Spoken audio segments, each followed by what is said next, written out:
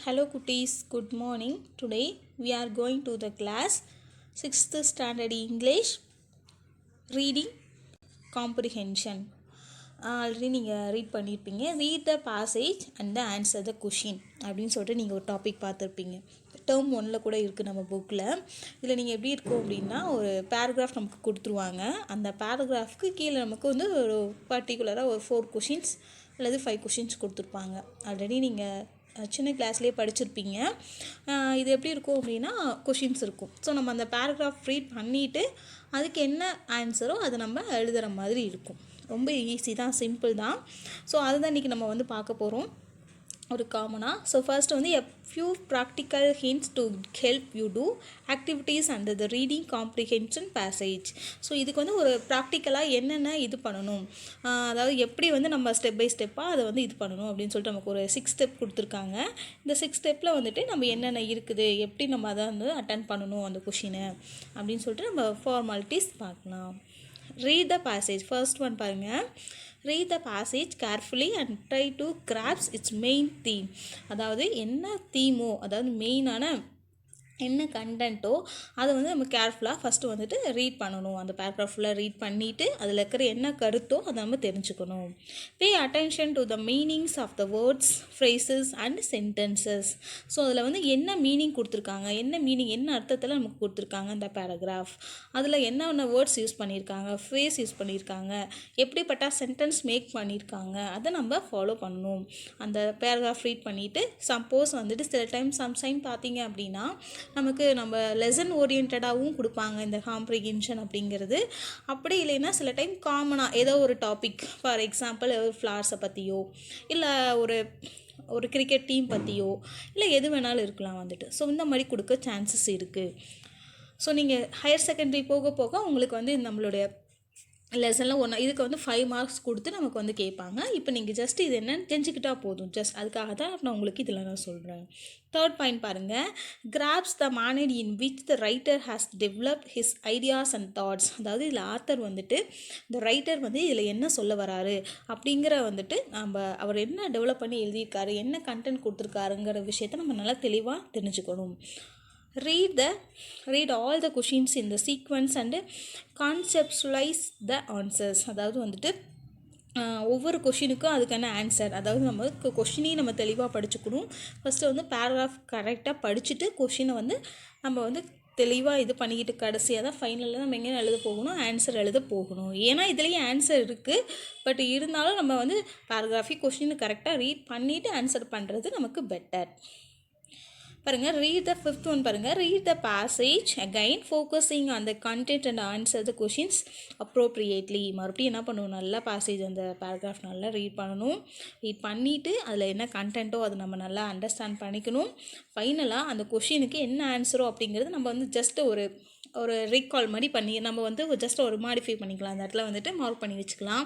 இதுக்கு இந்த கொஷினுக்கு இது ஆன்சர், இவ்வளோ தூரம் ஆன்சர், இந்த ஸ்டார்டிங் லைன்லேருந்து இந்த எண்ட் ஆஃப் த லைன் வரைக்கும் ஆன்சர் அப்படின்னு சொல்லிட்டு நம்ம வந்து ஜஸ்ட் ஒரு அப்ராக்சிமேட்டாக பண்ணிக்கலாம். Find accurate solutions for vocabulary exercise 2. அதாவது எப்படி வந்து ஃபைனலாக இது பண்ணலாம் அப்படின்னா, அந்த வெக்காபுலரி வச்சு கரெக்டாக அந்த ஆன்சர் கரெக்டாக அந்த வெக்காபுலரியில் வேர்டு வரும் பார்த்திங்களா, கரெக்டாக இந்த ஒரே வேர்டில் கூட சம் டைம் வந்து ஒரு கொஷினுக்கான ஆன்சர் இருக்கும். நீங்கள் படிச்சிருப்பீங்க இல்லையா, அந்த மாதிரி வந்துட்டு வர சான்சஸ் இருக்கும். Go through your answers to check spelling, punctuation and grammar. ஃபைனலாக நம்ம என்ன பண்ணுவோம், அந்த கொஷினுக்கான ஆன்சர் எழுதி முடித்த உடனே அதுக்கான ஆன்சர் கரெக்டாக எழுதியிருக்கோமா, செக் ஸ்பெல்லிங், அதாவது ஒவ்வொரு ஸ்பெல்லிங்குமே கரெக்டாக, தென் பஞ்சுவேஷன் மார்க், எந்த இடத்துல நமக்கு அப்பாஸ்ட்ரஃபி வரும், ஃபுல் ஸ்டாப் வைக்கணும், கமா போடணும், இந்த மாதிரி இதை நம்ம மார்க் பண்ணணும். அண்ட் ஃபைனலி கிராமர் அந்த கிராமரை யூஸ் பண்ணி அந்த சென்டென்ஸ் கரெக்டாக நம்ம மேக் பண்ணி எழுதணும். நம்ம வந்து பேராகிராஃபில் இருக்குதேன்னு சொல்லிட்டு அதையவே அப்படியே எழுதக்கூடாது. நமக்கு தகுந்த மாதிரி நம்மளுடைய கன்வீனியன்ட்டுக்காக நம்ம என்ன பண்ணணும் அப்படின்னா கரெக்டாக எழுதணும். அப்படி எழுதினா மட்டும்தான் அந்த பேசேஜுக்கான கரெக்டான ஆன்சர் நம்ம ஆப்டாக எழுதியிருக்கிறோம் அப்படிங்கிற அர்த்தம் இங்கே இருக்குது. ஸோ இப்போ நம்ம வந்துட்டு இதில் வந்துட்டு நான் we can see ஒரு பேராகிராஃப், ஒரு எக்ஸாம்பிளுக்கு வந்து நம்ம 2 பேராகிராஃப் நம்ம கொடுத்துருக்கேன், அதை நம்ம இப்போ பார்க்கலாம். ரீசிங் பாருங்கள். ஃபர்ஸ்ட் ஒன் பேராகிராஃப் பாருங்கள். Read the following passage carefully and answer the question that follow. அதாவது வந்து ஃபஸ்ட் நமக்கு வந்து என்ன கொடுத்துருக்காங்கன்னா, ஒரு பேராகிராஃப் கொடுத்துருக்காங்க. ஸோ இந்த பேராகிராஃப் நம்ம ஃபஸ்ட் ரீட் பண்ணணும். இது ரீட் பண்ணி முடிச்சுட்டு தான் என்ன பண்ணணும், நமக்கு 5 கொஷின்ஸ் கொடுத்துருப்பாங்க. அந்த 5 கொஷினுக்கு நம்ம வந்து கொஷின் என்னென்னு படித்து பார்த்துட்டு தென் ஃபைனலாக ஆன்சர் நம்ம ஃபைண்ட் அவுட் பண்ண போகிறோம். ஸோ ஃபஸ்ட்டு பாருங்கள், ஹாக்கி அப்படின்னு கொடுத்துருக்காங்க. ஸோ இதோடைய டாப்பிக்கே நீங்கள் ஸ்டார்டிங்லேயே பாருங்கள், நம்ம தெரிஞ்சுக்கலாம். இங்கே என்ன சொல்ல வந்திருக்காங்க அப்படின்னா, ஒரு ஹாக்கி டீம், அதாவது ஹாக்கியை பற்றி நம்ம சொல்லியிருக்காங்க. ஃபஸ்ட் பாருங்கள், hockey is the national game of India. So நம்ம இந்தியாவுடைய நேஷ்னல் கேம் எது அப்படின்னு பார்த்தீங்கன்னா ஹாக்கி. ஸோ ஹாக்கி வந்துட்டு 11 மெம்பர்ஸ் இருப்பாங்க இந்த டீமில். ஆப்போசிட்லேயே 11 மெம்பர்ஸ் இருப்பாங்க. அதில் 10 மெம்பர் ப்ளே பண்ணுவாங்க. 1 மெம்பர் மட்டும், ஒருத்தர் மட்டும் என்ன பண்ணுவாங்கன்னா கோல் கீப்பராக இருப்பாங்க. ஸோ அந்த ஹாக்கி கேம் எப்படி இருக்குன்னு நம்ம பார்க்கலாம். நான் குட்டீஸ் இங்கே பாருங்கள், இதில் பாருங்கள், இந்தியன் ஹாக்கி டீமில் போட்ட பிளேயர்ஸ் இருக்காங்க. இது ஆப்போசிட் டீம் வந்து எல்லோ கலர் டிஷர்ட் போட்டிருக்காங்க. இவங்க இந்தியன் டீம் வந்துட்டு ப்ளூ கலரில் இருக்காங்க.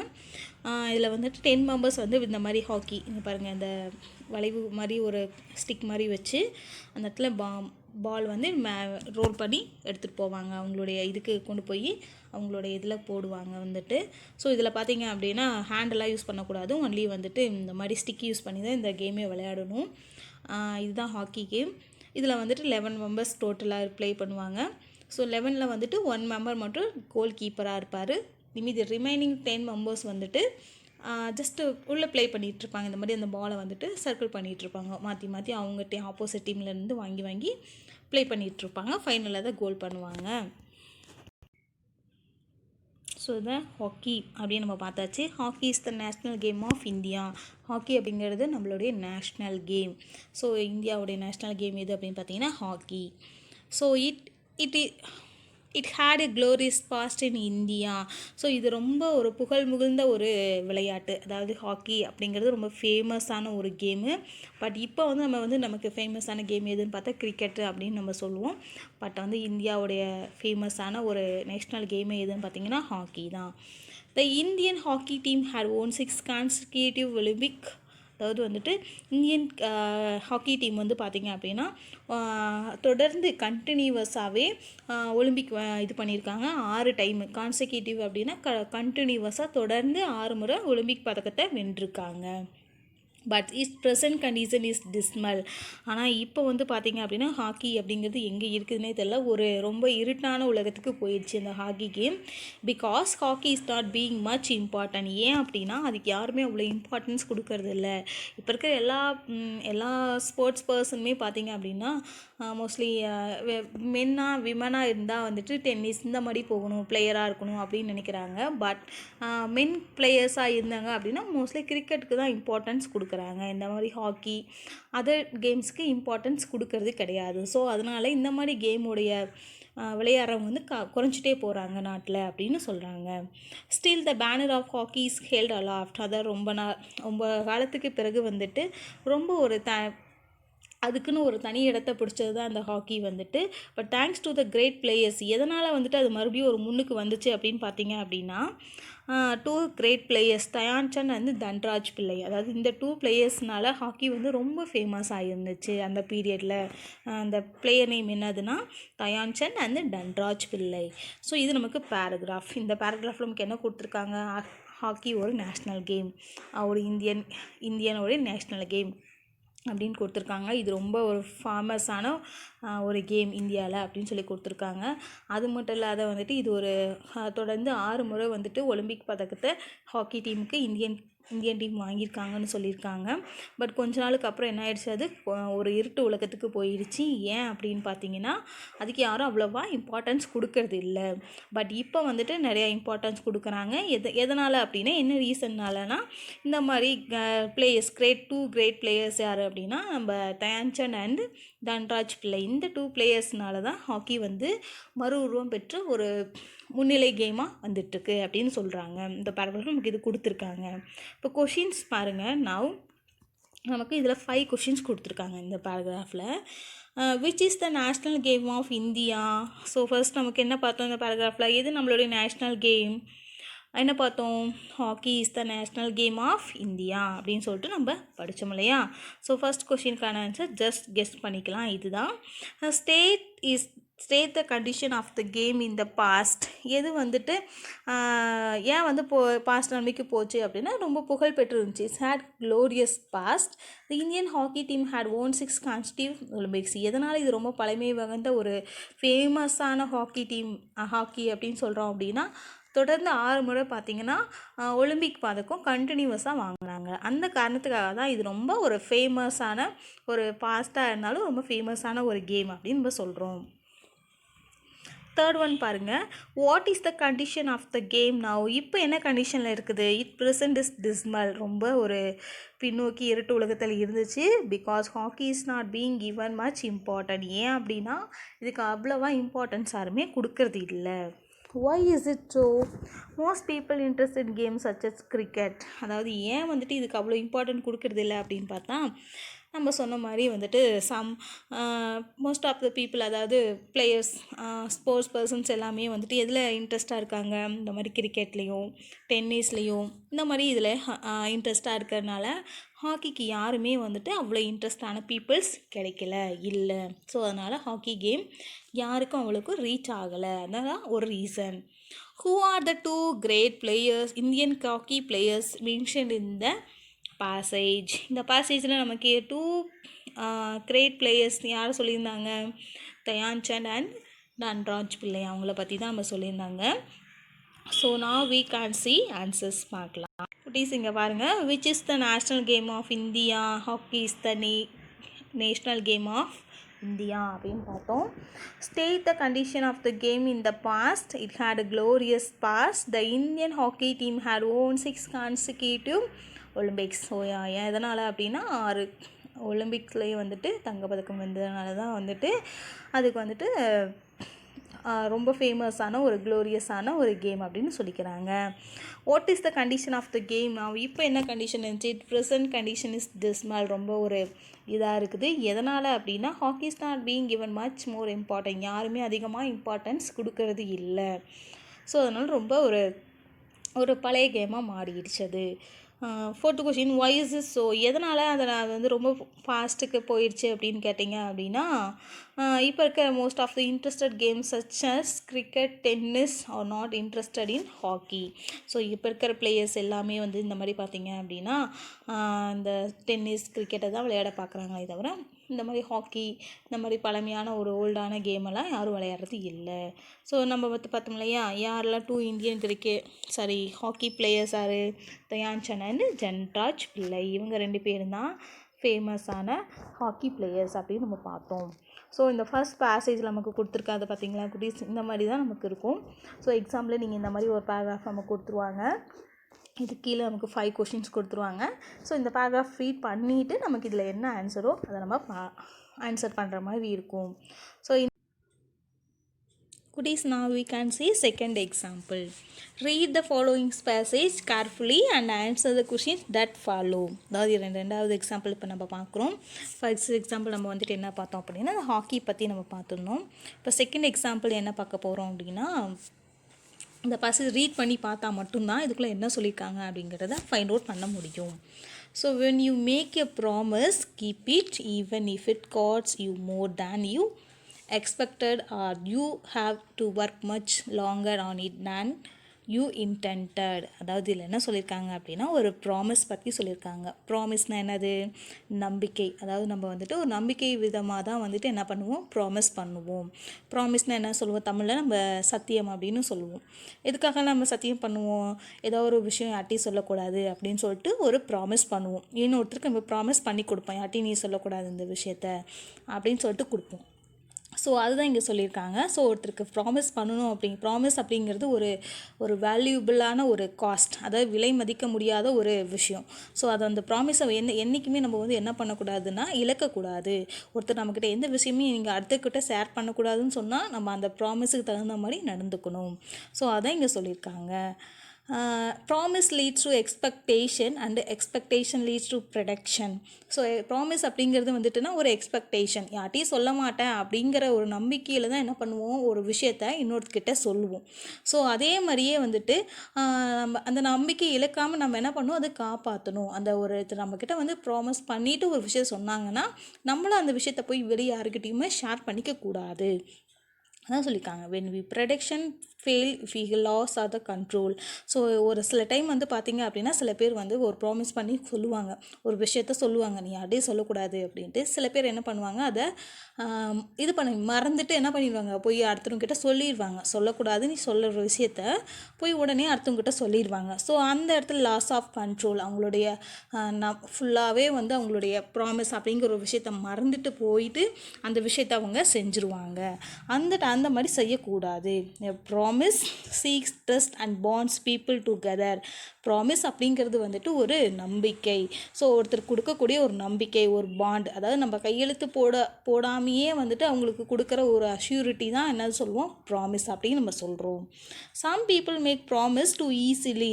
சில பீப்புள் பார்த்திங்க அப்படின்னா ஓகே ஈஸியாக ப்ராமிஸ் பண்ணிடுவாங்க. நீங்கள் சில பீப்புள் பாருங்களேன், நான் ஒரு விஷயத்த சொல்வேன், சரி ப்ராமிஸாக நான் யார்ட்டையும் சொல்லக்கூடாதுன்னா நான் அந்த விஷயம் சொல்லுவேன் அப்படின்னு நீங்கள் சொல்லி பாருங்களேன், உடனே என்னம்பாங்க, ஆமாம் நான் ப்ராமிஸாக இருக்கேன்ப்பா அப்படின்னு சொல்லிட்டு பண்ணிடுவாங்க.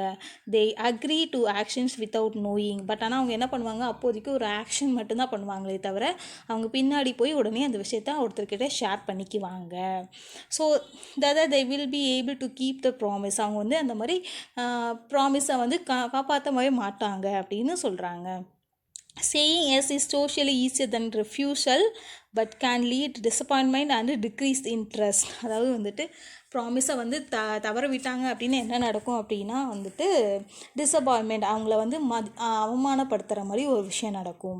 ஸோ அது மட்டும் இல்லாத அவங்க மேலே இருக்கிற ஒரு நம்பிக்கையே வந்து என்ன ஆகிடும், போயிடும். ஒருத்தர்கிட்ட ஒரு விஷயம் சொல்கிறோம் சொல்லக்கூடாதுன்ட்டு, ஆனால் அவங்க போய் அதை அடுத்தவங்கிட்ட சொல்லிவிட்டா என்ன ஆகும், நமக்கு என்ன தோணும், இனிமேல் இவங்ககிட்ட எந்த விஷயமே ஷேர் பண்ணிக்கவே கூடாது அப்படின்னு சொல்லிட்டு நம்ம நினைப்போம் இல்லையா, அந்த மாதிரி தான் வந்துட்டு என்ன சொல்லியிருக்காங்க. ஸோ இந்த பேராகிராஃப் நமக்கு முழுக்க என்ன சொல்லியிருக்காங்கன்னா, ப்ராமிஸ் அப்படிங்கிற ஒரு மெசேஜ் பற்றி கொடுத்துருக்காங்க.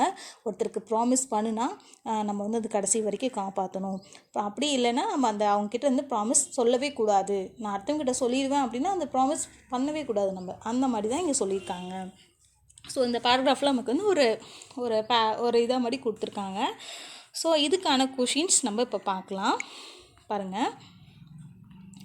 How can you keep up your promise? எப்படி வந்து நீங்கள் வந்துட்டு ப்ராமிஸை வந்து கீப் அப் பண்ணுவீங்க? we can keep up our promise. Answer பாருங்கள். we can keep up our promise without bothering the cost of effect involved or working much longer on it than we intended. ஒருத்தருக்கு நம்பிக்கைக்குரிய விஷயமாக தான் என்ன பண்ணணும், நம்ம promise பண்ணணும். ஸோ அது வந்து வேல்யூபிளான ஒரு ப்ராமிஸ் அப்படிங்கிறது வேல்யூபிளான ஒரு விஷயம். ஸோ அந்த விஷயத்தை நம்ம ஒர்க் பண்ணும்போது என்ன பண்ணணும் வந்துட்டு நடிக்கக்கூடாது, ப்ரெடிகேட் பண்ணக்கூடாது, நடிக்கக்கூடாது. நம்ம நேச்சுரலாக நம்ம வந்து ப்ராமிஸ் பண்ணி தான் நம்ம ஒரு விஷயத்தை கேட்கணும், செய்யணும். இதுதான் சொல்லியிருக்காங்க. கொஷின் நம்பர் 2 பாருங்கள். which bonds people make together? எதனால் வந்துட்டு people வந்துட்டு எதை வந்துட்டு நம்ம நம்பிக்கைக்குரிய எந்த விஷயத்தை நம்ம யூஸ் பண்ணுறோம், இந்த ப்ராமிஸுங்கிற வேர்டு தான் யூஸ் பண்ணுறோம். Promise bonds are people together.